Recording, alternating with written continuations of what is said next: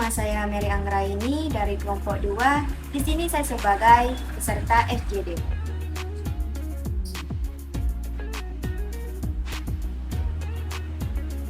Perkenalkan, nama saya Devita Afilia dari kelompok 2. Di sini saya sebagai peserta FGD. Perkenalkan, nama saya Pritaniarti. Saya dari kelompok 2 sebagai peserta FGD. Perkenalkan, nama saya Bayu Putra Pratama. Saya dari kelompok 2 dan saya sebagai notulensi dalam FGD.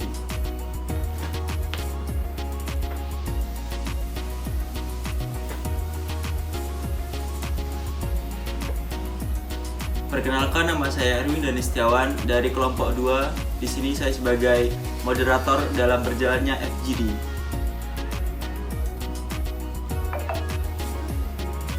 Perkenalkan, saya Nicholas Jayaningrat dari kelompok 2. Saya di sini sebagai peserta FGD. Baik rekan-rekan sekalian, pada sesi FGD kali ini saya akan menjelaskan terlebih dahulu tata tertib dari sesi FGD-nya sendiri dan juga tata tertib nanti setelah terjadi FGD dan presentasi. Jadi di tata tertib sesi diskusi yang pertama, pemandu atau moderator saya sendiri akan terlebih dahulu menjelaskan soal studi kasus yang telah diberikan kepada anggota klaster. Yang kedua, setiap anggota klaster harus aktif dalam diskusi. Jadi dari sebagai anggota, kalian semua harus mengutarakan opini kalian dalam FGD kali ini. Terus yang ketiga, ada setiap klaster dimohon untuk menjaga ketenangan dan ketertiban selama berjalannya diskusi agar tidak mengganggu klaster lain. Yang keempat, selama waktu diskusi, hal-hal yang dibicarakan harus fokus dan serius pada pembahasan studi kasus. Dan tidak diperbolehkan lagi untuk sesi perkenalan atau bercanda. Jadi mungkin untuk awal-awal boleh kalian mengutarakan pendapat dengan bercanda, namun saat sesi FGD ini telah dimulai, jadi tidak boleh ada lagi bercanda atau ketawa-ketawa. Dan yang kelima, ada waktu yang diberikan untuk diskusi selama 30 menit. Keenam, ada setiap klaster harus menulis hasil diskusinya pada kertas yang sudah disediakan pemandu, kemudian mempresentasikan hasil diskusinya di depan anggota klaster. Jadi nanti notulensi akan menulis hasil yang kita bicarakan pada saat FGD nanti dan kemudian akan dipresentasikan pada akhir FGD ini berakhir. Yang ketujuh, ada jika waktu yang masih tersedia diperbolehkan untuk menyiapkan yel-yel atau jargon dari klaster. Yang kedelapan, ada 5 menit sebelum waktu diskusi berakhir, anggota klaster harus menunjuk perwakilan yang akan menyajikan hasil diskusi klaster. Yang kesembilan, ada setelah waktu diskusi selesai, kertas hasil diskusi harus dikumpulkan oleh perwakilan klaster kepada panitia dan juga MC. Kemudian saya akan menjelaskan mengenai tata tertib dari sesi presentasi dari FGD ini. Yang pertama, waktu yang disediakan untuk presentasi setiap klaster maksimal 5 menit, termasuk perkenalan dan juga jargon. Dan terakhir 5 menit untuk sesi tanya jawab. Yang kedua, ada presentasi klaster dengan menggunakan kertas yang sudah disediakan dan juga dijelaskan secara lisan. 3. Saat presentasi berlangsung, presenter harus bertutur kata yang baik dan juga sopan santun, serta dilarang menggunakan kata-kata kasar, cacian, makian, hinaan kepada peserta lainnya. Seluruh peserta dilarang membuat ribut dan juga gaduh. Peserta supaya fokus dan juga memperhatikan presentasi yang dilakukan oleh notulensinya nantinya. Yang kelima, ada peserta diperbolehkan untuk bertanya atau diskusi pada saat sesi tanya jawab. Jadi di saat sesi tanya jawab belum dilontarkan, kalian tidak boleh terlebih dahulu untuk menanyakan atau menjawab apapun itu. Dan yang keenam, ada hasil presentasi. Jadi itulah tadi dari tata tertib bagian diskusi FGD dan juga tata tertib pada bagian presentasi FGD ini. Semoga bisa dapat dimengerti bagi rekan-rekan semuanya. Terima kasih. Baik rekan-rekan sekalian, pada pertemuan FGD kali ini kita semua akan membahas bersama-sama mengenai studi kasus mengenai Lampung dibelit masalah pengelolaan sampah hingga konflik agraria. Baik, tanpa berlama-lama, di sini saya sudah menyiapkan lembaran kertas yang nantinya akan kalian gunakan untuk menyampaikan pendapat kalian semua. Baik, dipersilahkan untuk mengambil.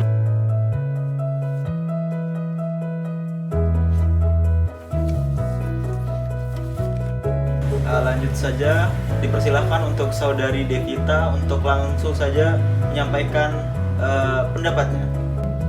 Baik, di sini saya akan menanggapi tentang opini tersebut bahwasanya saya tidak setuju dikarenakan ada beberapa alasan, yakni satu, kurangnya komitmen pemerintah. Meskipun terdapat rencana untuk membangun tempat pembuangan akhir sampah terpadu dan upaya penanaman mangrove, namun penanganan masalah tersebut terkesan reaktif dan belum mencapai tingkat kecukupan yang diperlukan untuk menangani akar permasalahan secara menyeluruh. Pemerintah yang lebih kuat dan langkah-langkah yang lebih proaktif dalam mengatasi masalah lingkungan dan konflik agraria. Yang kedua, perlunya pengawasan yang ketat.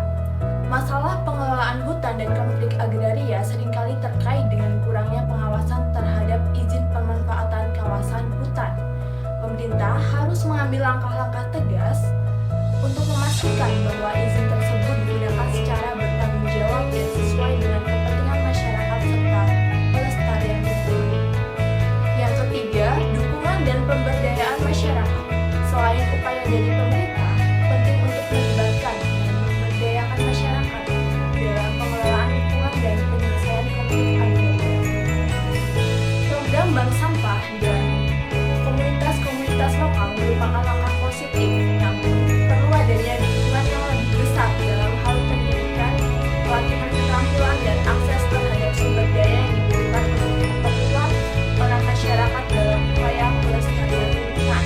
Nah, alasan yang terakhir yaitu solusi berkelanjutan.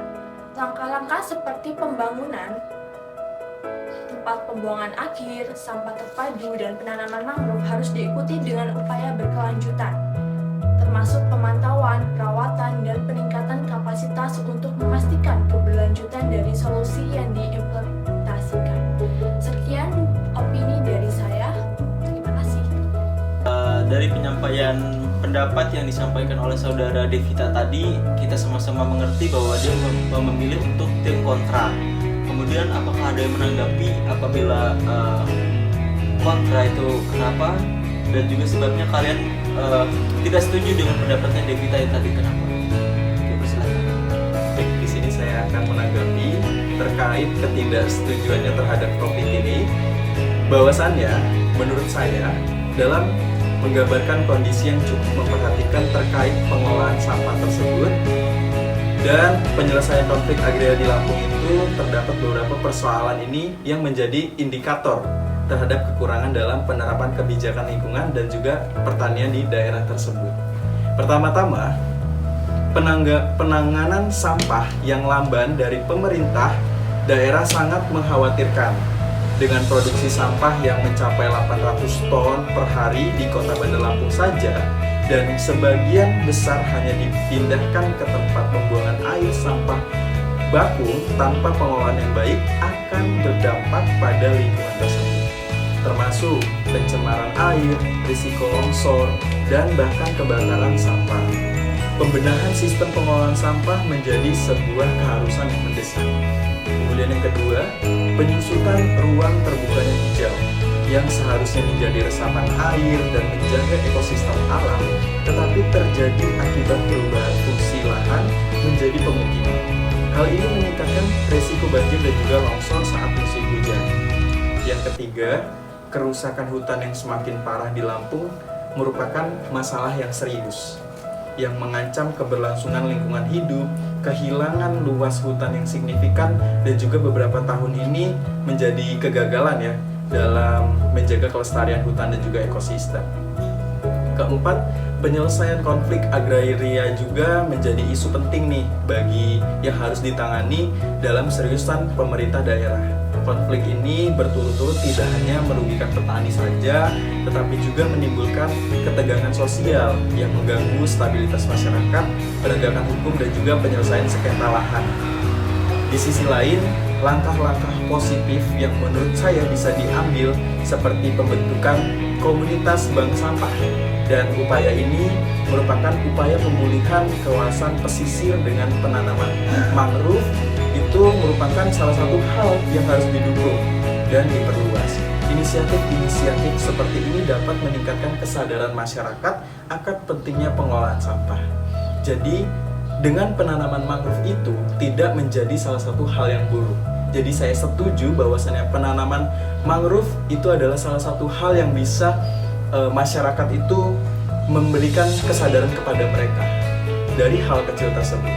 Secara keseluruhannya diperlukannya komitmen yang tinggi nih untuk pemerintah daerah, lembaga swadaya masyarakat, dan juga sektor swasta sendiri untuk bersama-sama mengatasi tantangan lingkungan dan pertanian di Lampung. Jadi hal tersebut bisa dilakukan dan bisa dijalankan, dan saya setuju akan hal itu. Terima kasih.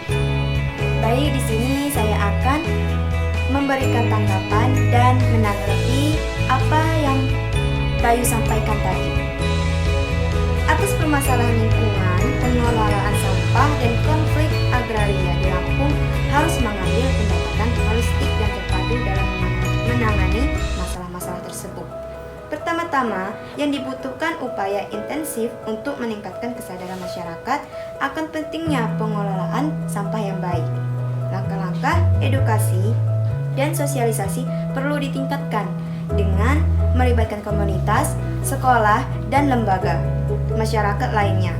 Program-program seperti komunitas bank sampah adalah langkah yang positif dan harus didorong lebih lanjut. Selain itu, perlu ada reformasi dalam sistem pengelolaan sampah di tingkat pemerintah daerah. Dibutuhkan investasi yang lebih besar dalam infrastruktur pengelolaan sampah, termasuk fasilitas daur ulang dan pengolahan limbah yang ramah lingkungan. Pemerintah juga harus meningkatkan pengawasan terhadap operasional tempat pembuangan akhir sampah dan memastikan bahwa standar pengolahan sampah yang baik diterapkan secara konsisten. Masalah penyusutan ruang terbuka hijau juga membutuhkan perhatian serius. Perlunya kebijakan yang lebih ketat dalam penggunaan lahan, termasuk regulasi yang melindungi kawasan hijau dan kawasan resapan air. Pemulihan lahan-lahan yang telah terdegradasi juga harus menjadi prioritas dengan memperkuat perlindungan hutan dan menghentikan deforestasi yang merusak. Konflik agraria merupakan masalah yang kompleks dan memerlukan pendekatan yang berbasis pada keadilan dan keberlanjutan. Pemerintah daerah harus aktif dalam menyelesaikan sengketa lahan secara adil dan transparan dengan melibatkan semua pihak terkait. Penegakan hukum yang tegas terhadap pelanggaran terkait penguasaan lahan juga penting untuk mencegah terjadinya konflik lebih lanjut. Dalam kolaborasi antara pemerintah, swasta, dan masyarakat sipil sangat penting dalam menangani semua aspek permasalahan lingkungan dan konflik agraria di Lampung. Melalui upaya dan komitmen yang kuat, diharapkan Lampung dapat mengatasi tantangan-tantangan ini dan menuju arah pembangunan yang berkelanjutan dan inklusif bagi seluruh masyarakat. Tentu, beberapa solusi dapat diimplementasikan untuk mengatasi permasalahan lingkungan, pengelolaan sampah, dan konflik agraria di Lampung. Yang pertama, yang harus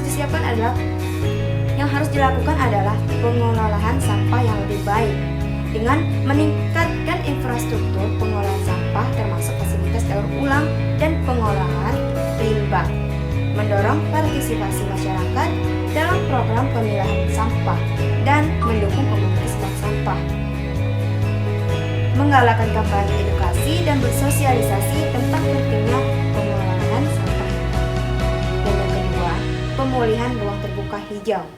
dengan menetapkan regulasi yang lebih ketat untuk melindungi kawasan hijau dan menghentikan konversi lahan, memulihkan lahan-lahan yang terdegradasi melalui program reboisasi dan restorasi ekosistem, serta mendorong pembangunan permukiman yang berkelanjutan dan ramah lingkungan.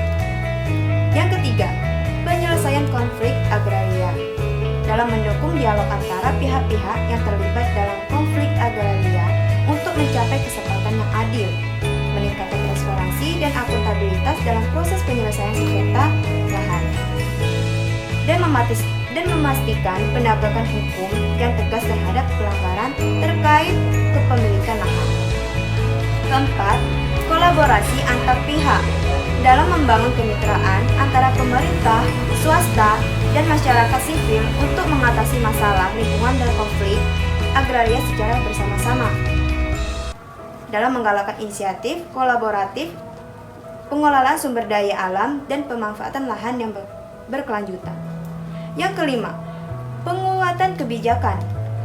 Dalam penguatan kebijakan untuk mendorong pemerintah daerah untuk mengimplementasikan kebijakan yang berpihak pada pelestarian lingkungan dan keberlanjutan ekonomi, memperkuat pengawasan terhadap perusahaan-perusahaan yang memegang izin pemanfaatan lahan dan mendorong praktik-praktik yang bertanggung jawab secara lingkungan. Dengan penerapan solusi-solusi ini secara holistik dan terpadu, diharapkan Lampung dapat mengatasi tantangan lingkungan dan konflik agraria yang dihadapinya secara menuju arah pembangunan yang lebih keberlanjutan dan inklusif bagi seluruh masyarakat.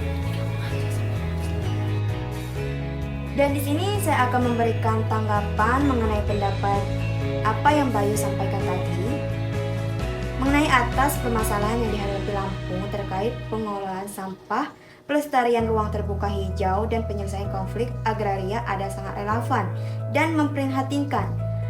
Kami sepenuhnya setuju bahwa kondisi ini mencerminkan kegagalan dalam penerapan kebijakan lingkungan dan pertanian di daerah tersebut. Pertama-tama, kami sepakat bahwa penanganan sampah yang lamban merupakan masalah yang mendesak dan memprihatinkan.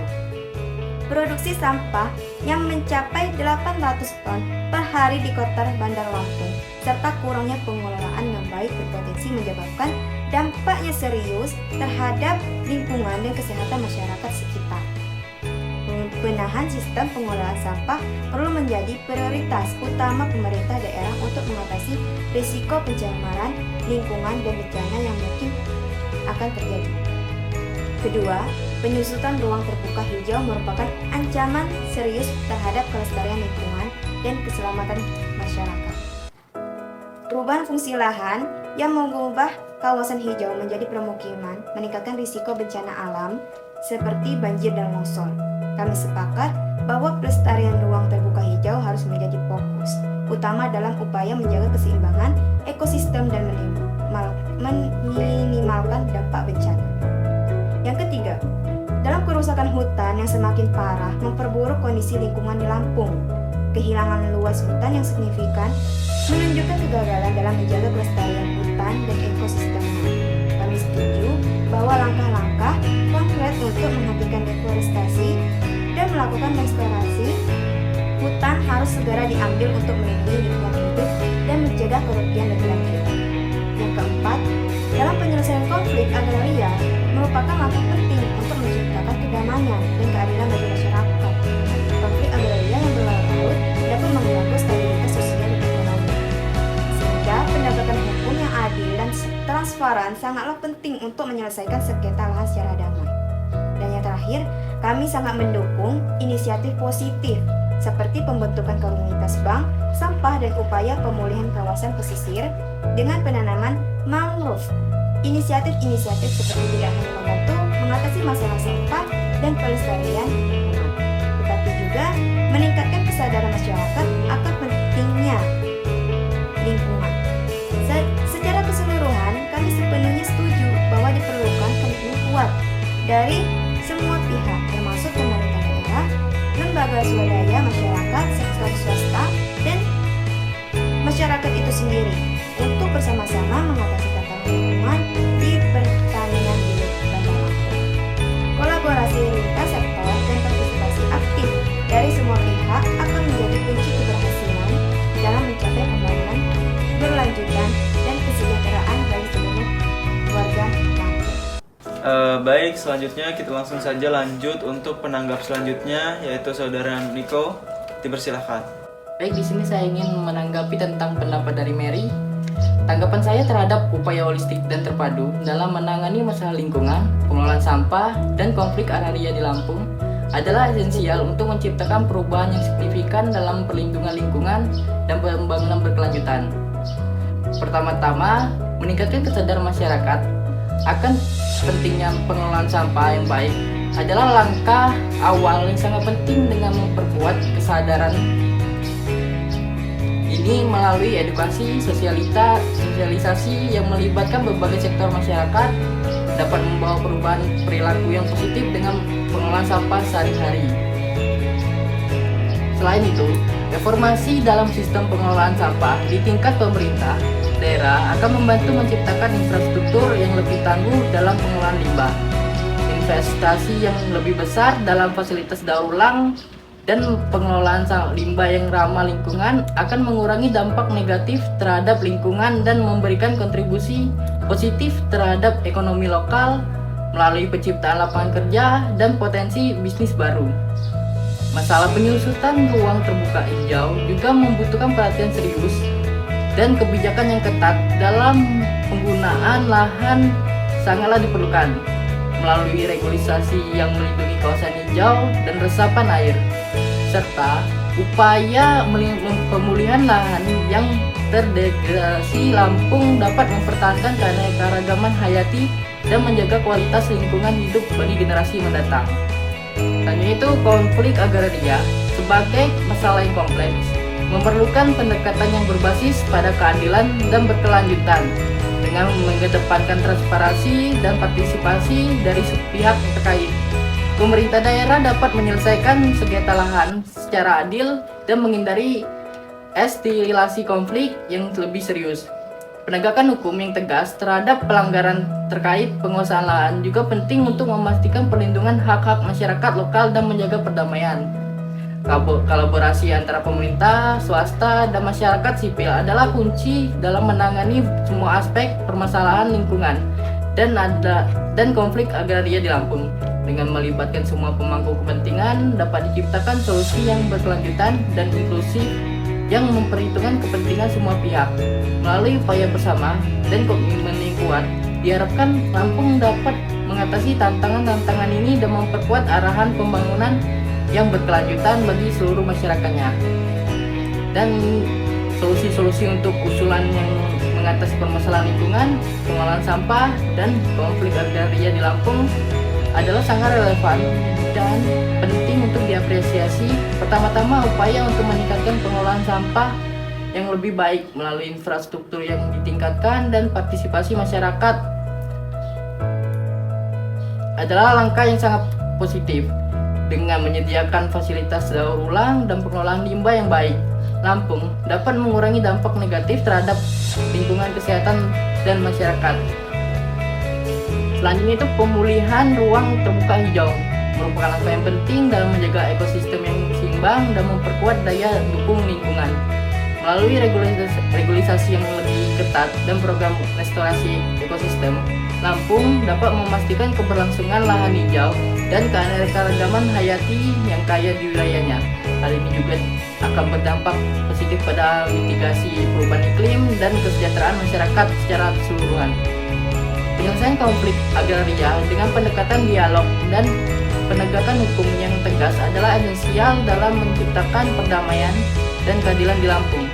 Dengan mendukung proses penyelesaian sengketa lahan secara adil dan transparan, pemerintah dapat memastikan hak masyarakat lokal terpenuhi dan menghindari eskalasi konflik yang merugikan bagi semua pihak. Kolaborasi pemerintah, swasta, dan masyarakat sipil menjadi kunci dalam mengatasi tantangan lingkungan dan konflik agraria secara efektif.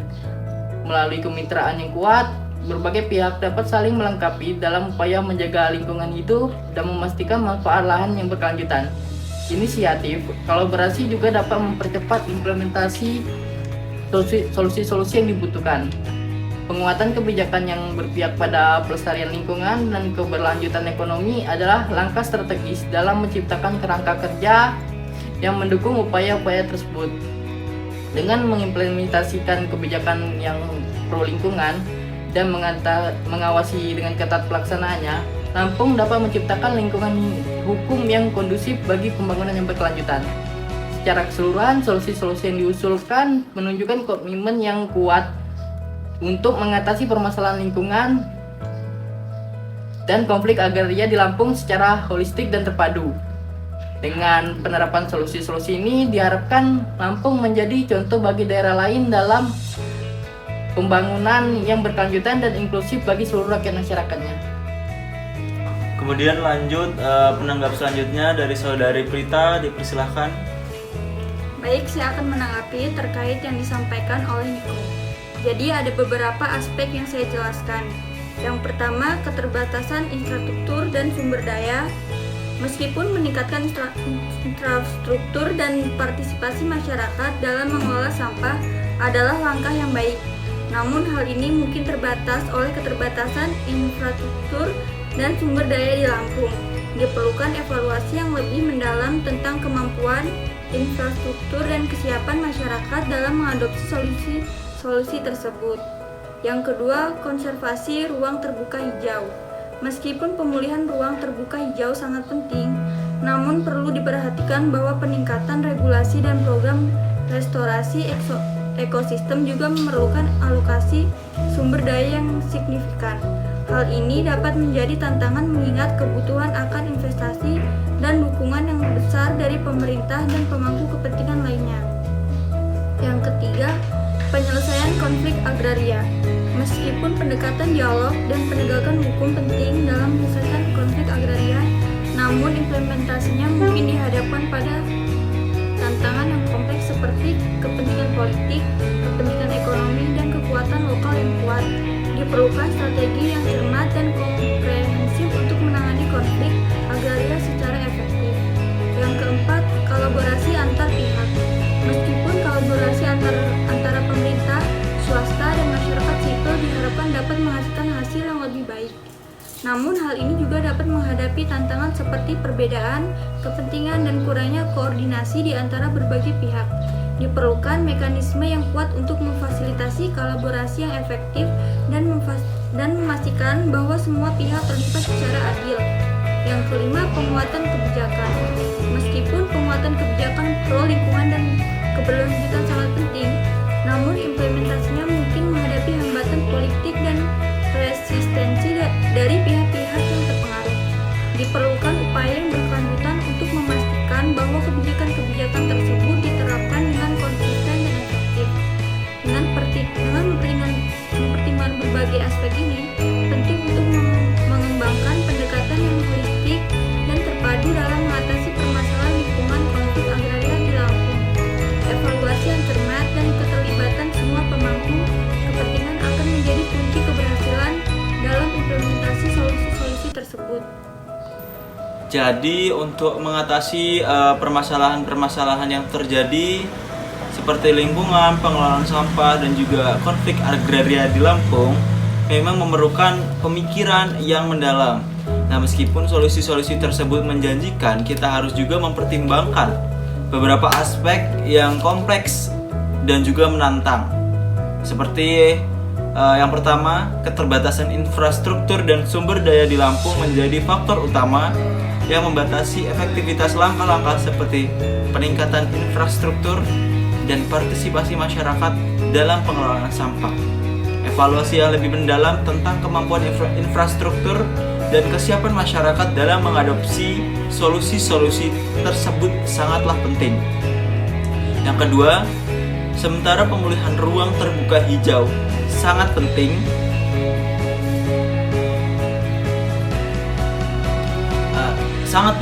peningkatan regulasi dan program restorasi ekosistem memerlukan alokasi sumber daya yang signifikan. Ini menjadi tantangan tentunya yang serius bagi mengingat kebutuhan akan investasi yang besar dan juga dukungan yang berkelanjutan dari pemerintah dan pemangku kepentingan lainnya. Yang ketiga, Penyelesaian konflik agraria membutuhkan strategi yang sangat cermat dan juga komprehensif, pendekatan dialog, dan penegakan hukum yang penting. Namun implementasinya dihadapkan pada kompleksitas, kepentingan politik, ekonomi, dan kekuatan lokal yang kuat. Yang keempat, meskipun kolaborasi antara pemerintah, swasta, dan juga masyarakat sipil diharapkan dapat menghasilkan hasil yang lebih baik, tantangan seperti perbedaan kepentingan dan kurangnya koordinasi dapat menghambat proses tersebut. Tantangan seperti perbedaan kepentingan dan kurangnya koordinasi juga dapat menghambat proses tersebut. Mekanisme yang kuat untuk memfasilitasi kolaborasi yang efektif juga sangatlah diperlukan bagi masalah ini. Terakhir, penguatan kebijakan pro lingkungan dan berkelanjutan akan menghadapi hambatan politik yang resistensi. Upaya yang berkelanjutan diperlukan untuk memastikan kebijakan-kebijakan tersebut diterapkan dan dengan konsisten dan juga efektif. Dengan mempertimbangkan semua aspek tersebut, diperlukan pendekatan yang holistik dan juga terpadu dalam mengatasi permasalahan lingkungan dan juga konflik agraria yang terjadi di Lampung pada saat ini. Evaluasi yang cermat dan juga keterlibatan dalam pemangku kepentingan akan menjadi kunci keberhasilan dalam implementasi solusi-solusi tersebut.